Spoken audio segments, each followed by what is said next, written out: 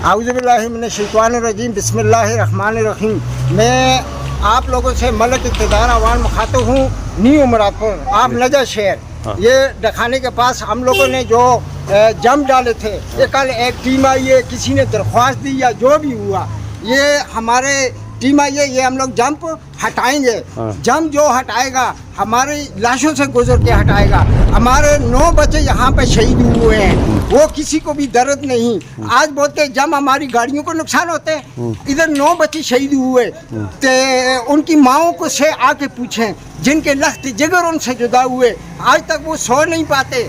इधर हमारे रोशन लाला है चेयरमैन साहब, इनकी बहन का हमशीरा का इधर गाड़ी वाले ने मारा, टांगे टूटी, चौड़ा अभी तक अस्पताल में जाती आती हैं। और आज ये लोग नया सुरमा लगा के आ जाते हैं, कहते हैं हम लोग जंप हटाएंगे। ये चंद ब्लेकी, चंद ये केरी वाले को किसने इजाज़त दी है ये मानसरा में अड्डे खोले? प्राइवेट नंबर है इनके। हाँ, ये जो जंप हैं, ये मैं डिप्टी कमिश्नर साहब, डीसी साहब, एसी साहब से मैं गुजारिश करता हूँ और आला अफसरान से भी गुजारिश करता हूँ।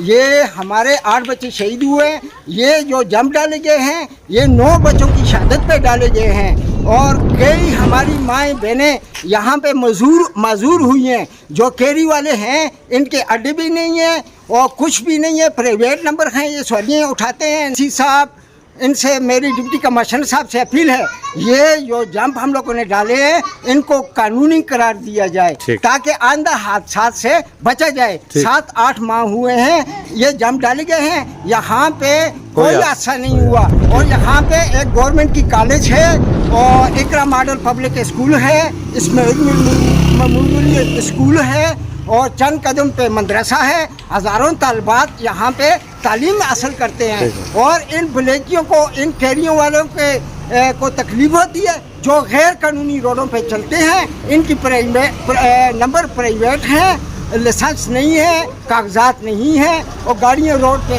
लेके आ गए हैं। हम लोग ख़ानदानी और बड़े लिखे लोग हैं और यहाँ पे जितने हादसा हुए हैं, किसी के पास लाइसेंस नहीं है, शनाख्ती कार्ड नहीं है, कैरी डब्बों के कागजात नहीं है। मैं डिप्टी कमिश्नर साहब से गुजारिश करता हूँ, ये जंप कानूनी कर दी, खुदारा कानूनी मंजूरी दी जाए ताकि आंदा हादसा से बचा जाए। और जब से ये जंप डाले गए हैं, आज तक कोई हादसा नहीं हुआ।